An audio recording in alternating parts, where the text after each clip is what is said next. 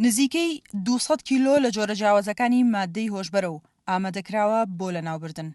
لە ناوبردنەکە بە ئامادەبوونی تیمەکانی ئاسایش و دادوەر و لەژێر چاودێری و وەزارەتی تەندروستی لە کارگەیەک بە سووتان لەژێر پلەیەکی بەرزدا ئەنجام دەدرێت تا پاژماوەکەی نەبێتە مەترسی و پویزبوونی ژینگە. ئەم مادانە بە شێوەیەکی زانستی سووتێنران و لە کارگەیەکە سووتێنراوە کە پلەی گەرمی کوورەکانی تقریبان زیاتر لە 1400 پلەیە و فلتەری تایبەتی هەیە کە دوای سووتاندنیشی ئەم مادانە پاشەڕۆکەی کە بە شێوەی دووکەڵ بە یاخود پاشەڕۆی مادەکە بێت دووبارە ناچێتەوە ژینگە، بۆیە ڕێژەیەکی زۆر بە شێوەیەکی تەندروست و بە شێوەیەکی ساندار لەناوبراون.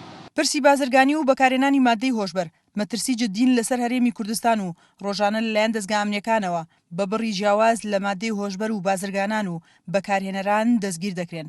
ئامارەکانیش ڕوو لە زیادبوون و بە قسەی لایەنە پەیوەندیدارەکان لە وڵاتانی دەوروبەرەوە داخڵی هەرێم دەکرێن.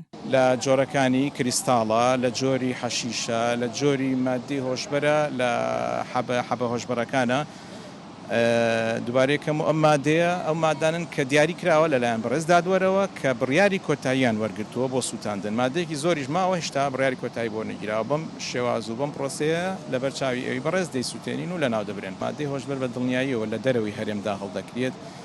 هەندێک محاولات هەبووە لە کارگە دروست بکەن، بەڵام ئەوانە هەمووی دەستی بەسەردا گیراوە کە لە سەرەتای دروستبوونی دابەوە ئەو کارگانە و توانراوە کۆنترۆڵ بکرێت و نهێڵن ئەو شوێنانە ئەو ژەهرە بخەنە ناو کۆمەڵگەوە. وتەبێژی دەستگای ئاسایش دەڵێت ئالوودەبووان لەژێر چاودێری تەندروستیدان بە مەبەستی چارەسەری دەرونی و جەستەیی و گەڕانەوەیان بۆ کۆمەڵگا.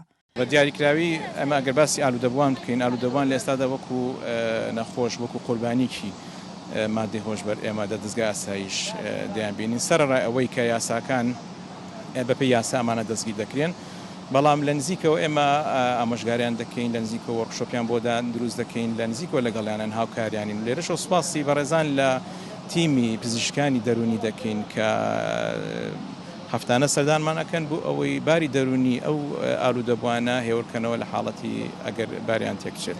بەپێی ئامارەکانی دەستگای ئاسایشی هەرێم تەنها لە ماوەی 7 مانگی ئەم ساڵدا توانراوە 638 تۆمەتبار لە بەکارهێنەر و بازرگانی مادەی هۆشبەر لە هەرێم دەستگیر بکرێن و زیاتر لە 2000 کیلۆش دەستی بەسەرداگیراوە. لە ڕابردووشدا کارگەیەکی دروستکردنی مادەی هۆشبەر لە هەرێم دەستی بەسەرداگیرا. سنوورکەریم، دەنگی ئەمریکا، سلێمانی.